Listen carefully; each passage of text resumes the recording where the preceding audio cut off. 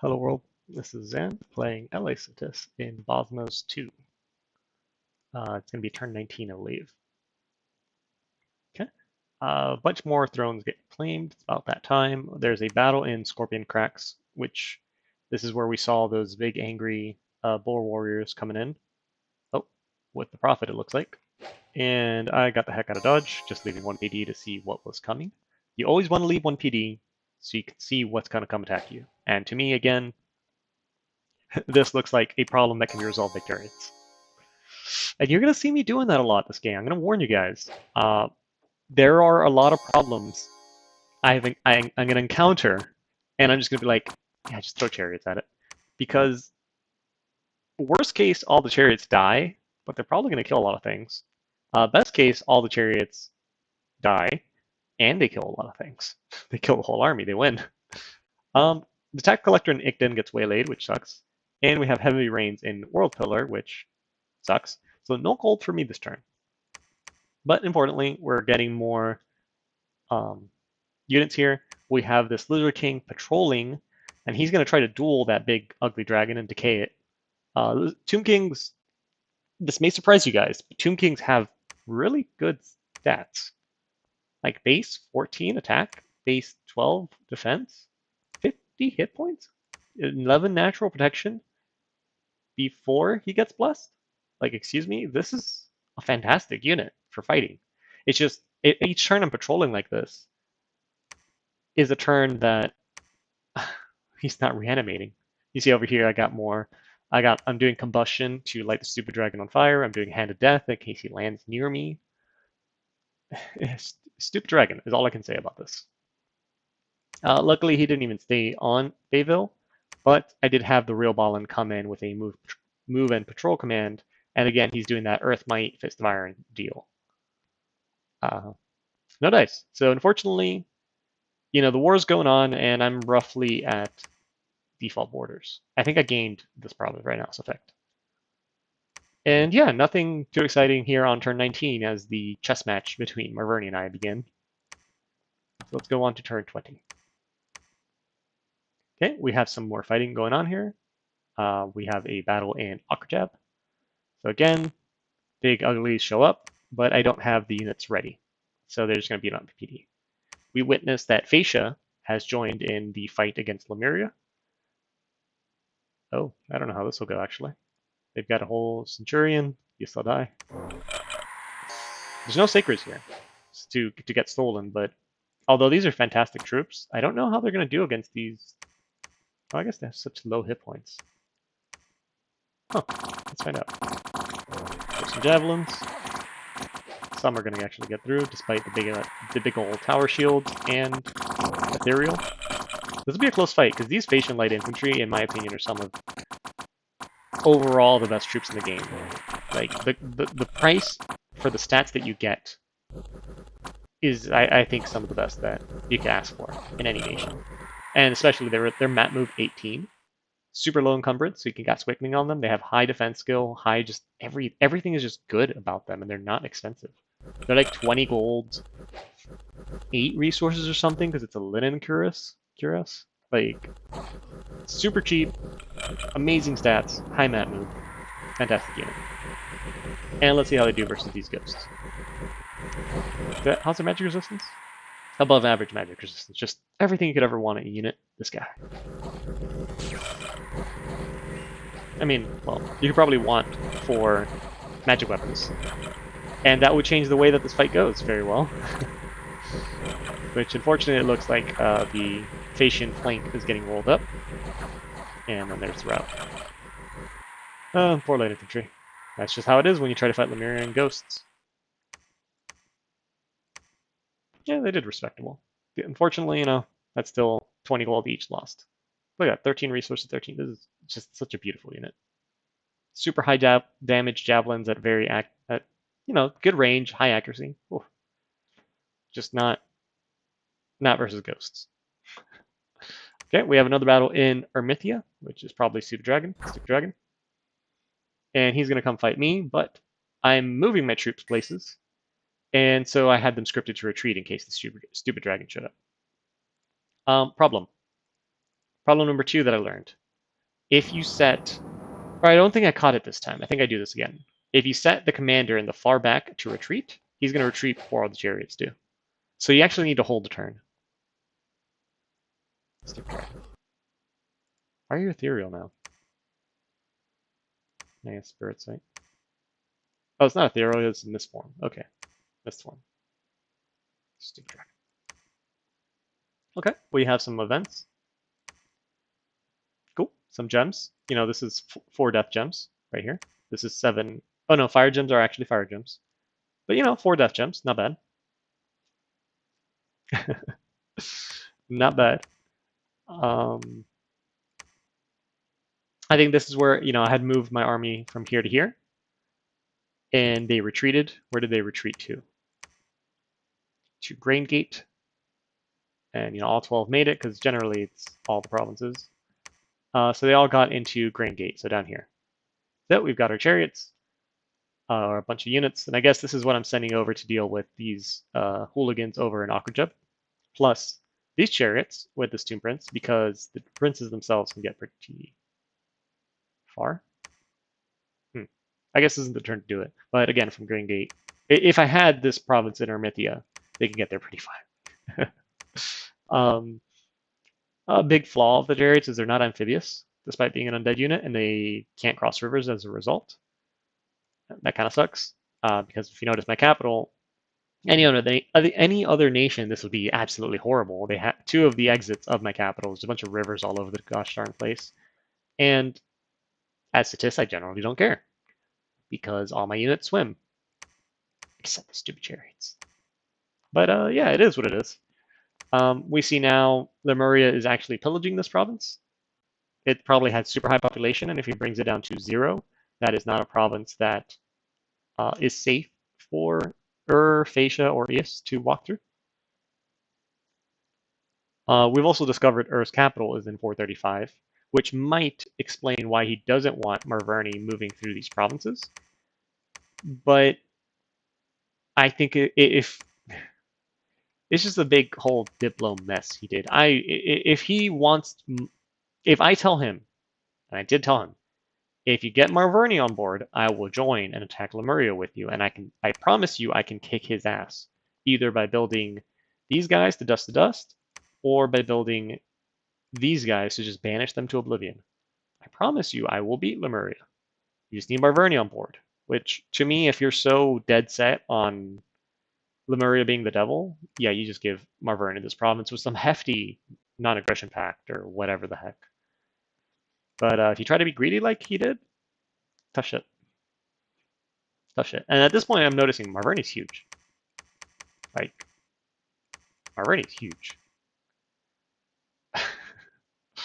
Urmor is over here somewhere, so I know nobody is going to, you know, is not going to backstab Marverni. Is busy being dumb. Fennoscandia over here is going to have to deal with Urmor. So this is just an isolated duel that's going to happen. Let's go to turn 21.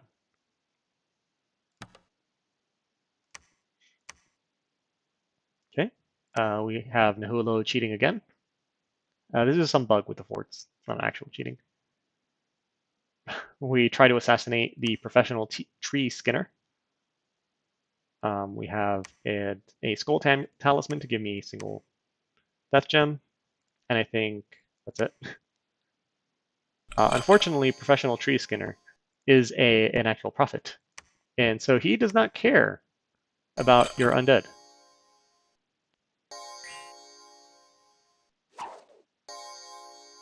Yeah, not my finest work. Not my finest work, especially since this guy's poison resistant. So, whoops, I'm dumb.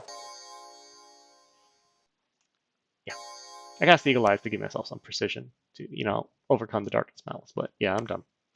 That's unfortunate. We have a battle now in Canaan, and it's just the stupid dragon being a stupid dragon. Yep, eats up that PD, no problem.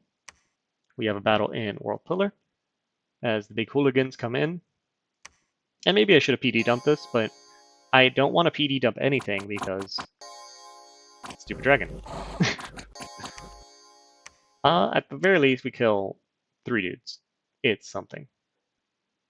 Okay, we witness a battle of Thanoscandia attacking the Independence of Delvin with his really cool sailing hunters and a bunch of trolls, including these armored trolls, which they look super fun to try to use. Yeah, super overkill. Oh boy. Yeah, super overkill. And then we have another battle in Ermithia, where I'm trying to chase down the stupid dragon. And we witness a battle between Ur and Lemuria in the Evergreen Forest. So Hooligan. And these like Shadow Tribune. Cool spooky boys. Unfortunately, this should be enough to kill Ur. He got something on his head. It's not a helmet. Oh, so Hooligan route, but then he routes. Oh gosh. Thank you. And that's pretty much it for the turn. More tax events. A bunch of death gems right here. This is all death gems and 3 fire gems. And yeah, uneventful turn 22. Chess game. You can't fight all the time. Even though there's battles every single turn. Alright. Moving into Kanan as I chase the dragon that refuses to fight me. I have a battle in Thanatis. Stupid Dragon. PD. Nothing exciting, I apologize. Battle in Farah, where I send out some Valchineers to try and beat up the that Heavy Cav province. Let's see how this actually works out. I think they're just going to get lanced. Oof. Okay, but now that the lance charge is over, they should be okay as long as they don't run. Right? There you go. As long as you don't run. Oh no. Come on, harass down and kill the cavalry. Y'all have 2 attacks for a reason. And they run. Damn it, Falchineers, you're supposed to be elite units. Horrible. We lose everything, we've killed 2 heavy cavalry elements. Okay, we have battle in Kaz-Deplar. And Bone Tribe, you can deal with stupid Bone Tribe. Again, all of these battles, against this, you can just PD dump it and have maybe a few additional units, but I don't want to make a big PD dump that then just gets killed by the stupid dragon. Here, however, we have the big army. This was hopefully to kill his big hooligan squad. Fortunately, that's not how it goes. These are the Netherbolts going out. Netherbolt is fun. It's a fun little spell that I researched at Evo 4. Mind you, it is slow research. This does take a while. Where is it? You have a magic resistance to the gates. If you fail 2 MR checks, you get feeble-minded.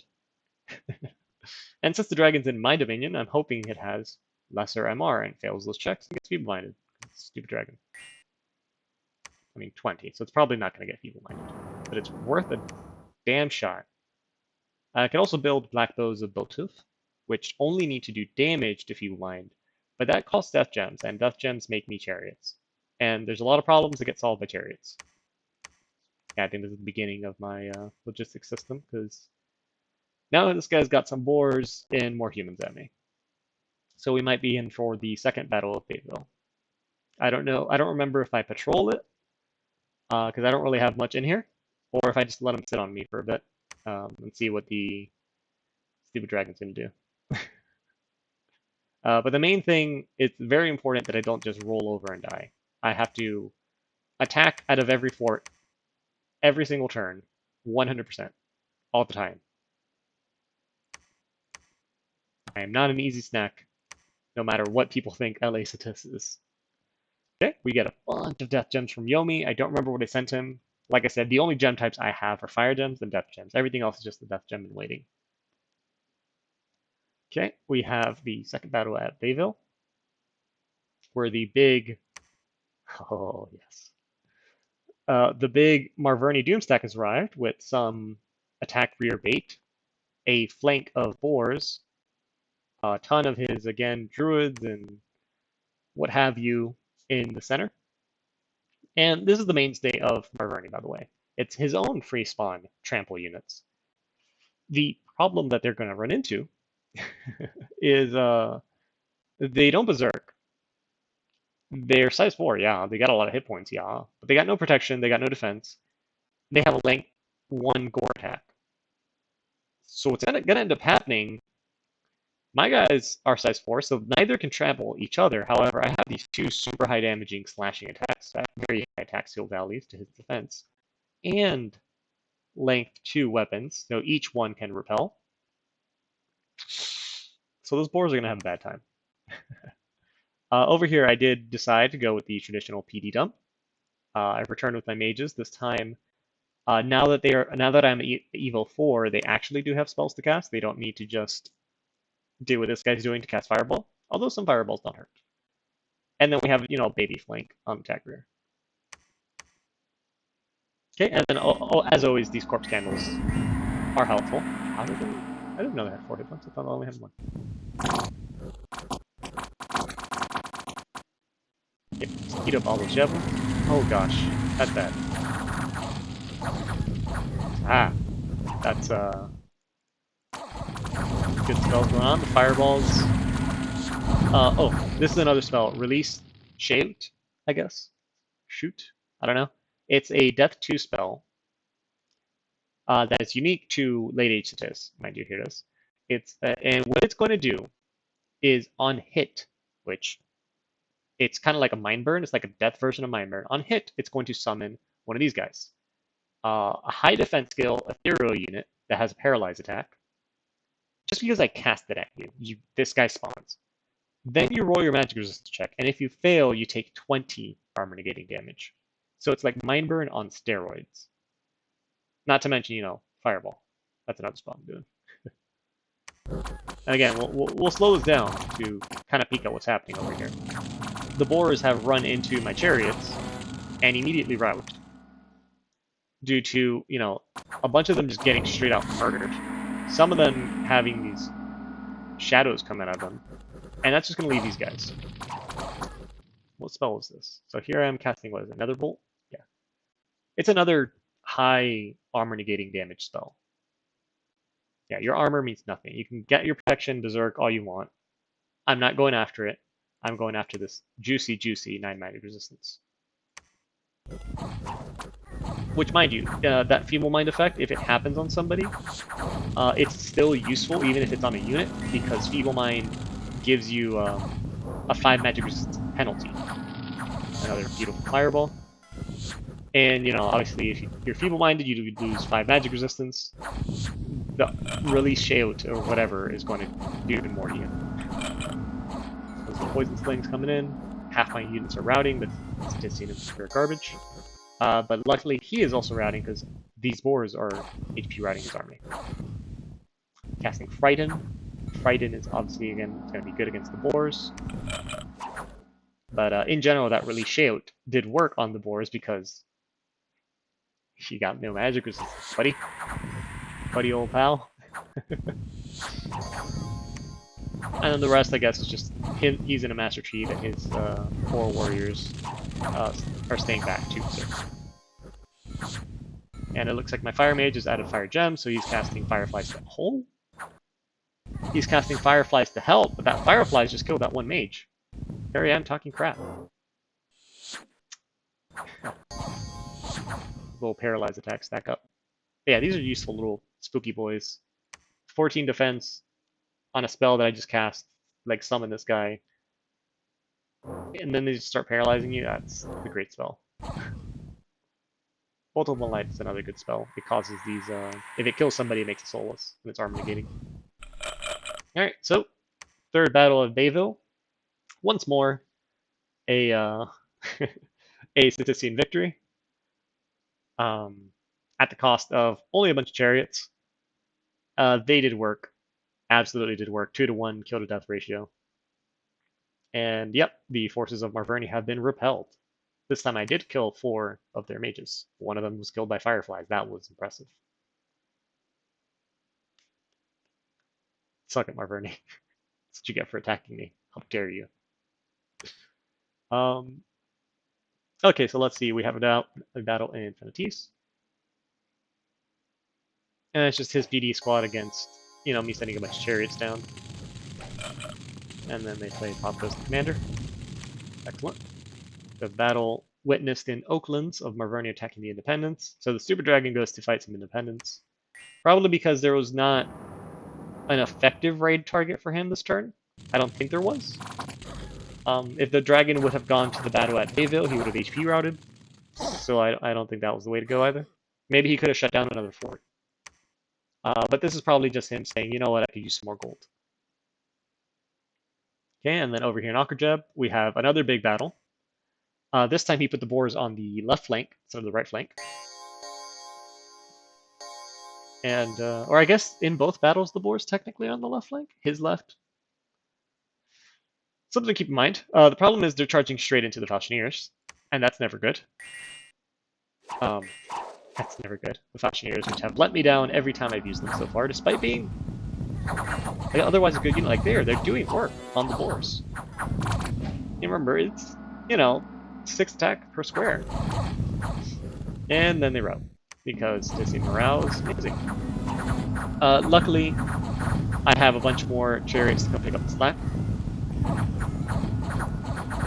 They are able to hold off the boars with their amazing repels, amazing attacks, and then they run into the boar warriors, which can cause some casualties, but otherwise get trampled. Just trample them. I don't remember which fights I won, guys. Yikes. So it looks like, yeah, that mispositioning of where the chariots go to where the Falchineers were cost me the battle, and that sucks.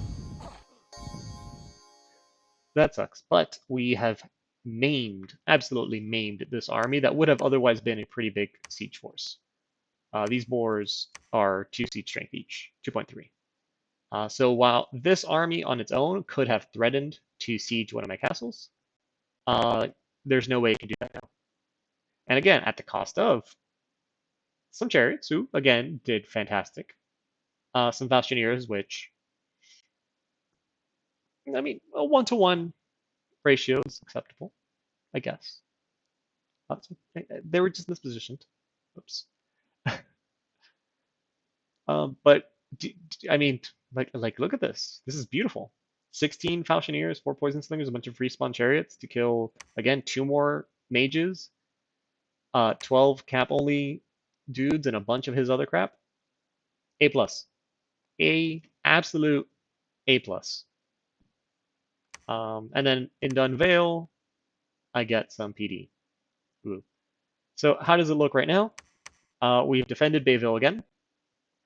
If I were to have lost Bayville, I had a contingency plan, which was these assassins that, with a death gem, can cast raise skeletons instead of animate skeleton. Very important. Or they can also do really shout, but that's kind of risky. It would win the battle immediately, but then what? But then if the MR check, I don't know. I was planning on doing raise skeletons. Over here, Akrajab, this is the province that they fought at. A lot of his units did end up retreating. They retreated to Kazdapar. That's the only option he had. Oh, no, he could have retreated also to Scorpion Cracks. Yeah, and they did. You see a bunch of boars here. In my Neo scouts, I have an poisoner over there. Then I guess this is where the rest of my army is. This is probably a supporting army. Okay, and we have a commander in World Pillar again with some more PD, just because Lizard Warriors can do things. And, I should have actually bumped this up to 20, because if you never want to send expanders or pretenders into Lizard Shaman provinces, because this scumbag right here is going to cast Curse on you, and that's not resistible. So I should have really put this up to 20, because 20 Lizard Warriors can do work with their very high damaging attacks. And then if he does send the stupid dragon at me because, he saw that I put high PD somewhere, this idiot's going to curse him. So that's something I could have done. That's something I could have done. And we see we're somewhat evenly matched in that I have 3 auxiliary forts to my capital, and he also has 3 forts to... Oh, wait, I lied. Evenly matched. I have 3 auxiliary forts. This guy's got 1, 2, 3, 4, 5, 6 forts and his capital. Holy cow.